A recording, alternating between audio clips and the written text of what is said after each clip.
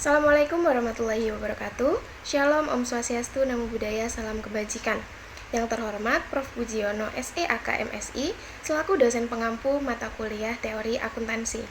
Kami dari kelompok 7 akan membahas hasil diskusi kami mengenai materi sejarah dan perkembangan akuntansi. Sebelum memasuki materi, izinkan saya memperkenalkan anggota kelompok dari kelompok 7 terlebih dahulu. Yang pertama ada saya sendiri, Zakiati Nabila dengan NIM akhir 428. Lalu ada Resti Rahayu Firnanda dengan NIM akhir 383. Lalu ada Cynthia Melina dengan NIM akhir 073. Selanjutnya ada Elizabeth Natali Joy Andriani dengan NIM akhir 467. Dan yang terakhir ada Faradila Desianti Yusuf dengan NIM akhir 285. Memasuki materi, dalam evolusi pembukuan pencatatan berpasangan, kontribusi Luca Pacioli sangatlah besar. Pada tahun 1494, dia menerbitkan bukunya dengan judul Summa de Arithmetica Geometria, Proportioni et Proportionalita, yang menjelaskan pembukuan pencatatan berpasangan mencerminkan praktik-praktik yang berlaku di Venesia pada masa itu, yang kemudian dikenal sebagai metode finansis atau metode Italia. Oleh sebab itu, ia bukanlah penemu dari pembukuan pencatatan berpasangan, tetapi menguraikan mengenai apa yang dipraktikkan pada masa itu, yang menyatakan bahwa tujuan pembukuan adalah untuk memberikan informasi yang tidak tertunda kepada para pedagang mengenai keadaan aktiva dan utang-utangnya. Lalu pada abad ke-16 diperkenalkannya jurnal-jurnal khusus. Tujuannya adalah untuk menjaga agar detail berada di luar jurnal dan buku besar dengan maksud untuk tidak membuatnya cepat penuh. Selanjutnya pada abad ke-16 dan 17 terjadi evolusi pada praktik laporan keuangan periodik. Lalu pada abad ke-17 juga mencatat terjadinya penggunaan akun-akun persediaan yang terpisah untuk jenis barang yang berbeda. Menurut Yamei, berbagai akun barang digabungkan dengan akun barang-barang lain dalam konsinyasi barang di dalam kemitraan dan akun dalam perjalanan mungkin dapat menjadi satu bagian yang besar di dalam buku besar. Selanjutnya pada abad ke-18, metode-metode untuk pencatatan aktiva tetap mengalami evolusi. Menurut Yamei, yang pertama, aktiva tersebut dicatat sesuai dengan biaya perolehannya, perbedaan antara pembayaran pendapatan dan penerimaannya. Contohnya, perbaikan rumah dan pendapatan sewa yang diterima yang umumnya dimasukkan ke dalam akun aktiva, lalu dipindahkan ke akun laba rugi pada saat tanggal neraca. Lalu yang kedua, akun aktiva berisi pencatatan mengenai pembiayaan awal dan pengeluaran, serta penerimaan lain ditutup pada saat tanggal neraca, dan perbedaan antara total debit dan total kredit di bawah sebagai saldo akun. Lalu yang terakhir atau yang ketiga, aktiva tersebut dievaluasi naik ataupun turun pada tanggal neraca. Nilai yang direvisi dicatat di dalam akun dan perbedaannya termasuk laba atau rugi. Atas revaluasi, dicatat ke dalam akun laba rugi untuk menyeimbangkannya. Oke, selanjutnya pada awal abad ke-19, depresiasi untuk aktiva tetap hanya diperhitungkan pada barang dagangan yang tidak terjual. Lalu di abad ke-19, muncul biaya sebagai sebuah hasil dari revolusi industri. Selanjutnya, terakhir dari abad ke-19 terjadi perkembangan pada teknik-teknik akuntansi untuk pembayaran dibayar di muka dan aktual sebagai cara untuk memungkinkan dilakukannya perhitungan dari laba periodik. Selanjutnya, akhir dari abad ke-19 dan ke-20 terjadi perkembangan pada laporan dana. Lalu terakhir di abad ke-20 terjadi perkembangan pada metode akuntansi untuk isu-isu kompleks mulai dari perhitungan laba per saham akuntansi, untuk perhitungan bisnis akuntansi, untuk inflasi sewa jangka panjang dan pensiun, sampai kepada masalah penting dari akuntansi sebagai produk baru dari rekayasa keuangan. Materi selanjutnya akan dijelaskan oleh rekan saya. Selanjutnya adalah perkembangan prinsip-prinsip akuntansi. Saya Resti Rahayu Firnanda dengan NIM terakhir 383. Perkembangan prinsip-prinsip akuntansi di dunia telah melalui berbagai tahapan penting yang mencerminkan adaptasi kebutuhan terhadap ekonomi dan juga teknologi. Di Mesir kuno, sekitar 4000 sebelum Masehi, prinsip akuntansi mulai digunakan untuk mencatat aset dan hutang negara. Sistem akuntansi ganda digunakan untuk memantau keuangan dan melaporkan informasi keuangan kepada pemerintah.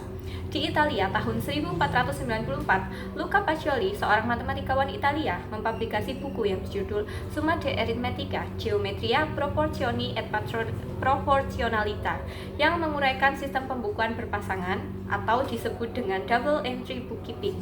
Karya ini dianggap sebagai dasar akuntansi yang modern. Pada abad ke-19, perkembangan industri yang pesat di Eropa dan Amerika Serikat meningkatkan kebutuhan akan sistem akuntansi yang lebih terstruktur untuk mengelola operasi bisnis yang kompleks.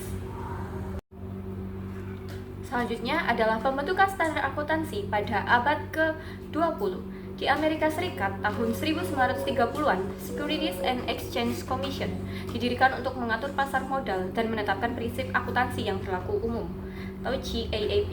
Tahun 1973, International Accounting Standard Committee dibentuk untuk mengembangkan standar akuntansi internasional yang kemudian berkembang menjadi International Financial Reporting Standard. Kemudian, di abad ke-21, standar akuntansi global semakin intensif, dengan banyak negara yang mengadopsi atau menyesuaikan standar mereka agar sejalan dengan IFRS untuk meningkatkan transparansi dan konsistensi pelaporan keuangan internasional.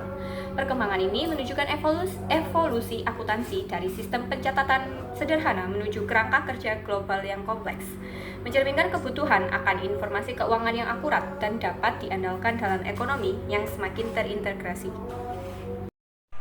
Perbedaan akuntansi dan kapitalisme. Akuntansi dan kapitalisme dikaitkan dengan klaim secara umum bahwa pembukuan berpasangan merupakan suatu hal yang vital bagi perkembangan dan evolusi kapitalisme. Teori akuntansi dan kapitalisme memiliki fokus dan tujuan aplikasi yang berbeda. Teori akuntansi lebih berfokus pada prinsip-prinsip teknis dalam pencatatan dan pelaporan informasi keuangan yang akurat dan transparan, yang bertujuan untuk mendukung pengembalian keputusan dalam dunia bisnis. Sementara itu, kapitalisme adalah sebuah sistem ekonomi yang berfokus pada kebebasan pasar dan kepemilikan pribadi dalam memproduksi dan mendistribusikan barang dan jasa dengan tujuan menciptakan efisiensi, pertumbuhan ekonomi, dan keuntungan melalui kompetisi.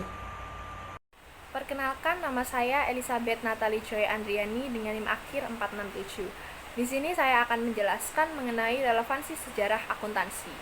Sejarah akuntansi sendiri merupakan studi atas evolusi yang terjadi pada pemikiran, praktik-praktik, dan institusi akuntansi sebagai respon dari perubahan-perubahan lingkungan serta kebutuhan sosial. Ada beberapa kaitannya. Yang pertama berkaitan dengan pedagogi. Sejarah akuntansi ini sangat berguna untuk memberikan pemahaman dan apresiasi yang lebih baik mengenai bidang akuntansi dan evolusinya sebagai salah satu ilmu sosial. Selanjutnya berkaitan dengan perspektif kebijakan. Sejarah akuntansi merupakan peran yang instrumental dalam memberikan pemahaman yang lebih baik atas permasalahan-permasalahan akuntansi dan konteks institusionalnya, sekaligus juga dalam formulasi kebijakan umum.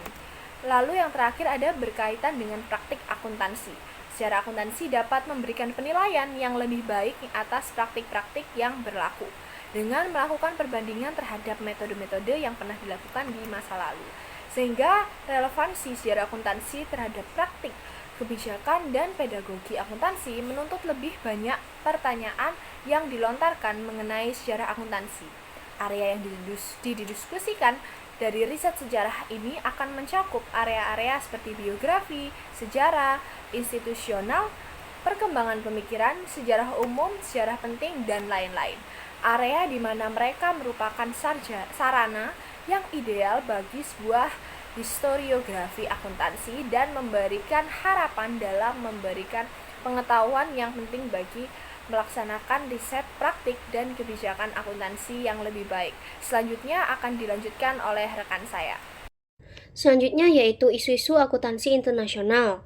Yang pertama, harmonisasi standar akuntansi. Harmonisasi berarti menyelaraskan standar akuntansi antar negara tanpa harus menghilangkan perbedaan nasional. Perbedaan standar akuntansi antar negara dapat menimbulkan kebingungan dan ketidakkonsistenan dalam pelaporan keuangan.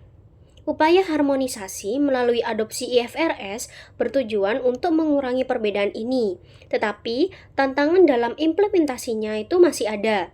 Seperti beberapa negara seperti Amerika Serikat masih menggunakan standar sendiri yaitu GAAP.